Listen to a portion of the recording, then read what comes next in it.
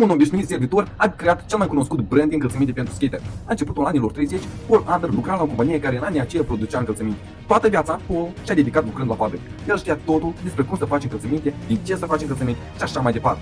Fratele lui era inginer și fără multă stăpânță știa cum să faci o tablă tare și rezistentă. În 1966, frații împreună cu doi parteneri au decis să deschidă afacere în California. Prima denumire de încălțăminte era Van Doren. Brandul era neobișnuit în rolul său. Ei făceau încălțămintea în curtea din spate și o vândeau în vitrina magazinului.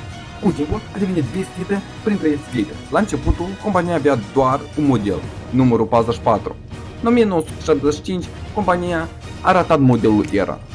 Astea erau primele perechi din istorie care erau făcute pentru skateri. Ei s-au denumit în Vans și la începutul anilor 90 ei devin încălțăminte clasice și mulți designeri vestiți doresc să colaboreze cu ei. Cu ani, încălțămintea dată a devenit foarte populară și a început să se vindă pe plan mondial.